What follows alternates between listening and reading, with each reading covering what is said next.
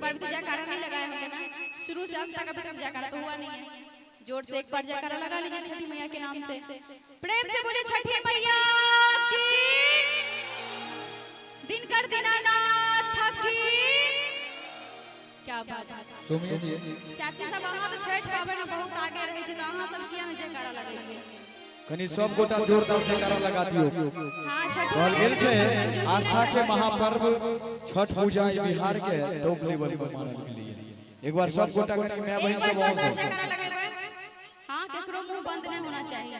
हम इतने कह के हाथ उठा के 5 मिनट खड़ा रखो, ये सब कुछ न होबला है, बस जयकारा लगाओ। आप लोग कोई नहीं बोलेंगे, ठीक है? बस उनको चाची जितना ही मात्रा में चाची लोग दीदी लोग हैं उतना की आवाज में तो सुनिए।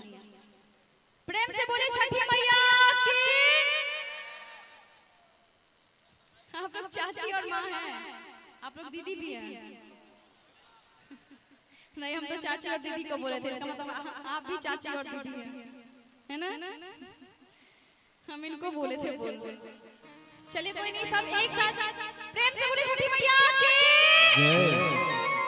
क्या बात। एक दोस्तों का फरमाइश है, अगर 9 लाख आप गाते हैं मुझे वो तो सैया दीवानी, अगर गाते हैं तो गाइए, कोई बात नहीं।